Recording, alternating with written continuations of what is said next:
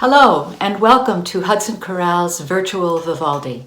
I am Laura Durkin, president of the Chorale. On behalf of all of our members and our new artistic director, David Baranowski, welcome to this brave new world of performance. Our last live concert was January 26th, 2020. But since September, we have been meeting online, learning new music, and singing together as a community. It's not the same, of course, and we miss you, our faithful audience. Music and performance, however, will always find a way, and we love coming together to sing. We hope you enjoy virtual Vivaldi as much as we enjoyed creating it.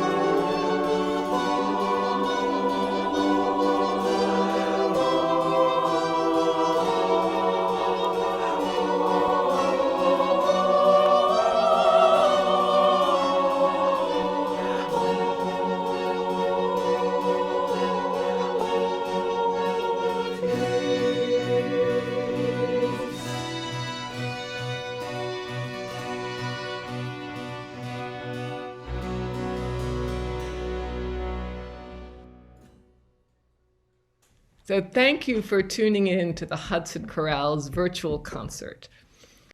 My name is Wendy Kahn. I've been singing with the chorale for about 2 years. David Baranowski has been with the Hudson Chorale for almost a decade as assistant conductor and as our fabulous accompanist. We were thrilled to select him as music director last year. Of course, that was really terrible timing for David when it seemed like the chorus was going to be silenced indefinitely. But it was really great for us because David has been marvelous in keeping us together during this time. It turns out that he's not only a wonderful musician, but he's also not fazed by all the technological stuff that we've had to figure out to make music together. Claire Smith Birmingham has been playing the violin all over the world, sometimes on tour with David. She plays all over New York, from Carnegie Hall to the Apollo Theater to the stage of Saturday Night Live. She plays a wide range of musical forms. She's got a special interest in the Baroque and is a founding director of the Queen's Consort, the first early music ensemble in the borough of Queens. So, why did you choose Vivaldi's Gloria, David? I wanted to pick something that people knew somewhat, and I think many of us have sung Vivaldi's Gloria. If we've sung in a chorus, eventually you do sing it. I know I sang it in high school, and I loved it back then. And My first choral piece. Yeah, it's one of those pieces that everybody chooses, and there's a reason for it. It lifts your spirits. It's very cheerful. It's fun. It's got great depth to it too, though. The forms are short. I mean, it's just easy to digest. The audience loves it. Everything about it is great. And I thought that, that was something that we could, if the virtual portion of it was really difficult, which it is difficult, I thought we could manage it. And as you could tell from this performance, we have managed it, and it works very well. So, and I think it probably did make people feel joy in this time where we didn't have that much joy. So that's why I picked. Vivaldi wasn't popular for centuries, right? How did such wonderful music get forgotten? I think he died penniless. He was sort of forgotten. Perhaps he was not in fashion anymore, and then maybe he wasn't really rediscovered until they found his manuscripts in the 1920s.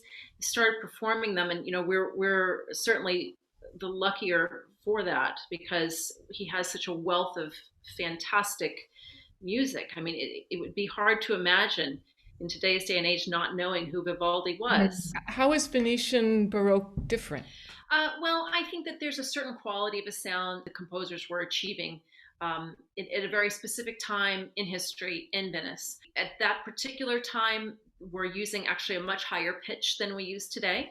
Today, the A is it settles around 440 hertz. That's the oscillations, right? That's the number of oscillations that creates the pitch of the A that we know it, which sounds like this. That's what our modern orchestra tunes to. But back then, the pitch was really quite different. In Rome, at the same time, it was much lower, and it might have even sounded like this. Obviously, a very different A, so that your strings achieved a very different sound. But we know at the same time that they had a much lower pitch in Rome. Venetian pitch was actually much higher. It was higher than the A that we tune to today. So whereas this is our A today, Venetian pitch may have been here. So if you can imagine, that much higher sound resonates very differently. They'll write for the instruments differently. The sound when it's played in a church is going to sound quite different to our ears in these very sort of marble churches or wooden churches, and they were able to achieve this very crystalline sound that I think is quintessentially Venetian. The style was, everything was very sparkling, from the jewels that people would wear or the beautiful silks, with the colors. even if you could imagine like the sparkling water in Venice, I mean, everything had this very gem-like quality to it. And I think that that was emulated with the music as well. So I understand you have a Baroque violin. Can we hear the difference between the violins? So this is my modern instrument with my modern bow. Mm-hmm.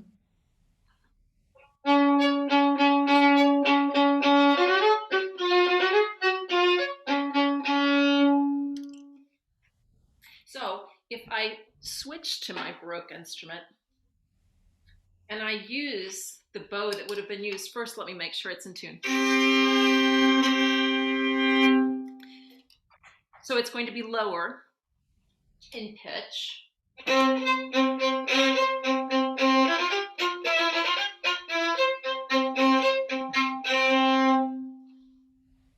So it's really quite a different sound altogether.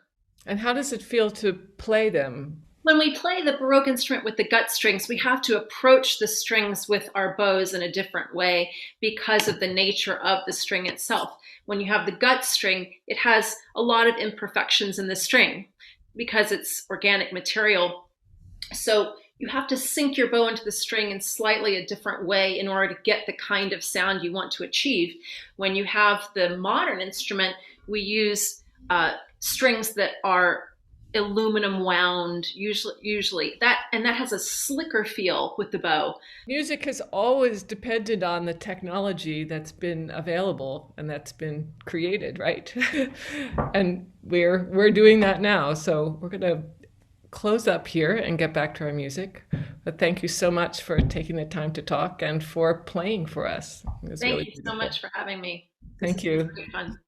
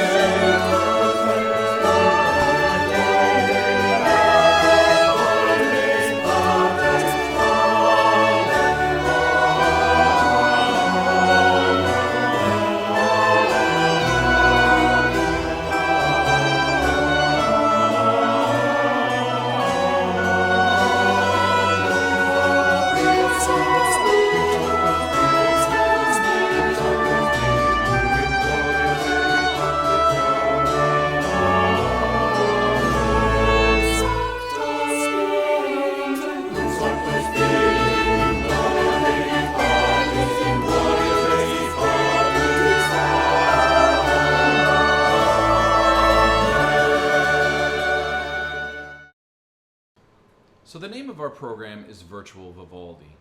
How does Irish composer Julie Feeney fit into that idea?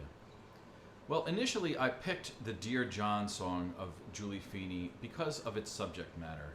I wanted something lighthearted and bright that would give people joy in a time that there isn't that much joy. But as we rehearsed these pieces, we saw that there was a connection. Julie Feeney was a professional choral singer and approaches her writing in that way. So as we were working on a particular line in the Feeney piece, which you're going to notice happens quite a few times, we sing, "What a fantastic day, a marvelous wonder, what a great day." You're going to hear that line over and over again. And as we were trying to achieve that shape, "What a fantastic day," it occurred to me that in the Vivaldi, we have the same shaping of the phrases. If you think of the second movement, Et in terra pax. Et in terra pax omnibus. All the shapes have this ebb and flow. And you can see that what works for the Julie Feeney worked in Vivaldi, and they're not so much different after all. I hope you enjoy.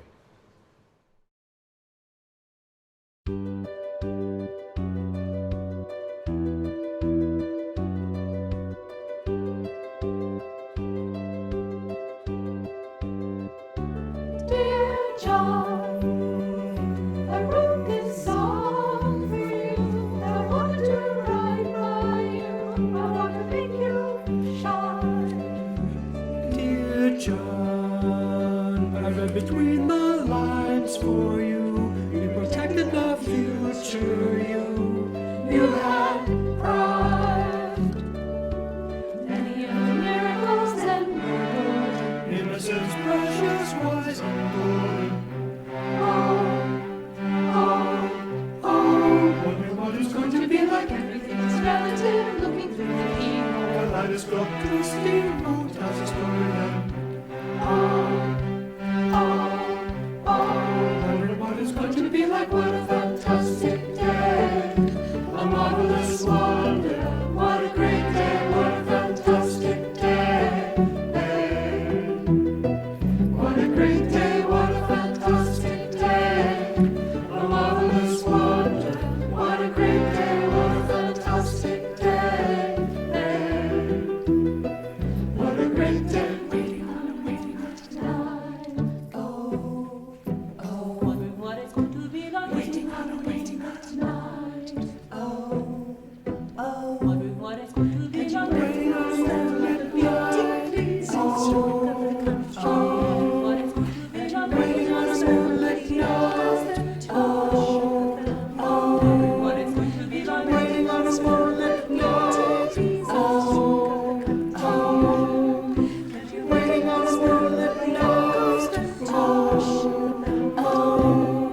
Can't you revel in the spell of a beating, pleasing stroke of the country air? Can you revel in the spell of the echoes into hush of the velvet? Wondering what it's going to be like. What a fantastic day, a marvelous wonder. What a great day, what a fantastic day. What a great day, what a fantastic day, a marvelous wonder. What a great day, what a fantastic day. What a great day, what a fantastic day. Waiting on a moonlit night. What a fantastic day. What a great day, what a fantastic day, a marvelous wonder. What a great day, what a fantastic day. What a great day.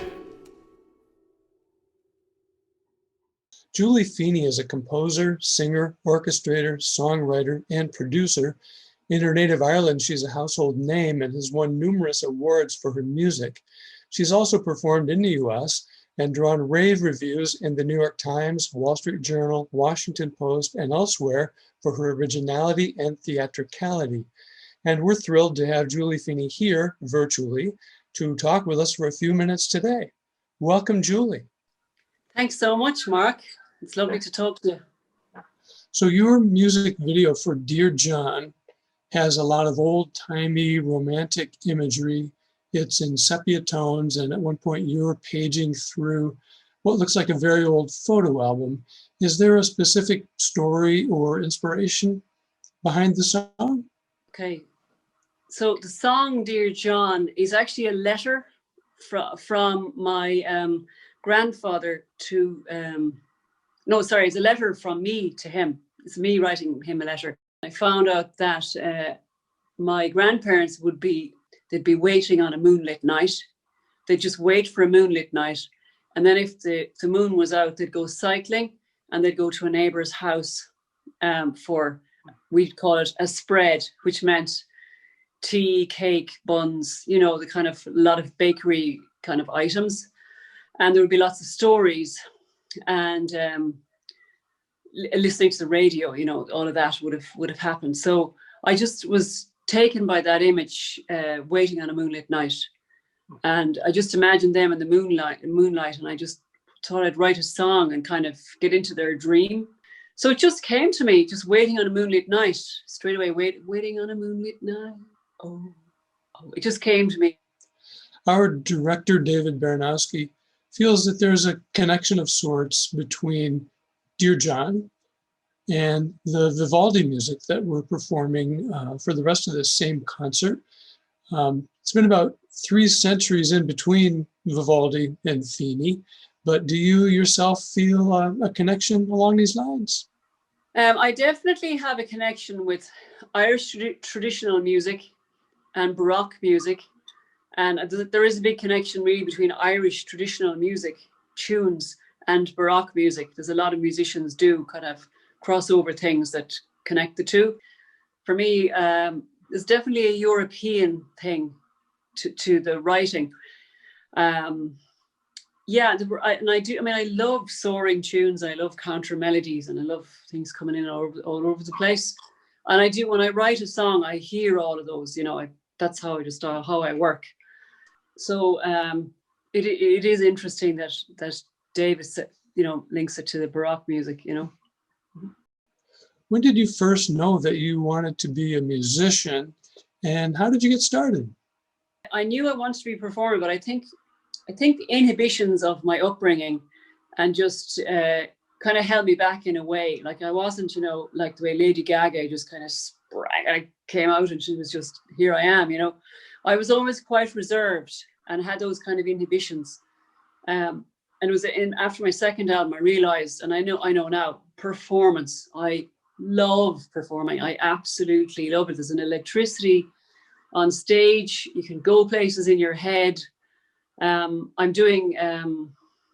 actually doing a little bit of acting now as well, and I'm realizing the same thing. It's the performance gene, you know.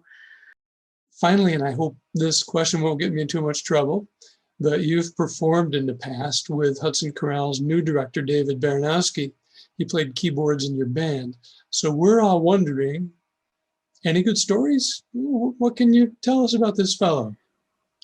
I think David is as you see, as you imagine. He is exactly as you imagine. Whatever you think he is, he's that. Putting it mildly, he's such a funny guy. He's such good fun. I'm funny, yeah. He's brilliant. He's absolutely brilliant. In terms of playing with me, he played on nearly every show that I did in the States. He was just a rock. It really was a rock. And he hopefully will be in the future again. An absolute rock, an absolute pro, brilliant musician, amazing guy to have in the ensemble.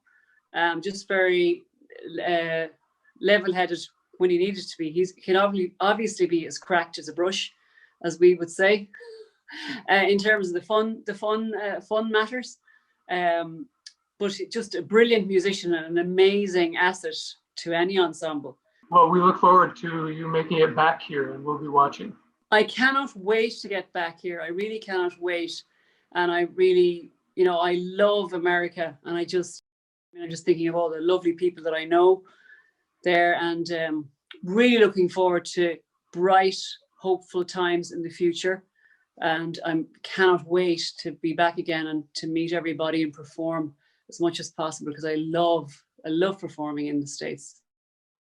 Well, thank you so much for taking the time to chat with us, and especially for arranging your song, Dear John, just for the Hudson Chorale. And for our audience, if you want to experience more of Julie's work, the place to find it is at juliefeeney.com, or just search for her on YouTube. You'll find 3 albums, some fascinating music videos, and live performances. Julie, it's been great fun. Thanks again for making the time to speak with us. Thank you so much, Mark. It's been an absolute pleasure. Thanks so much for chatting.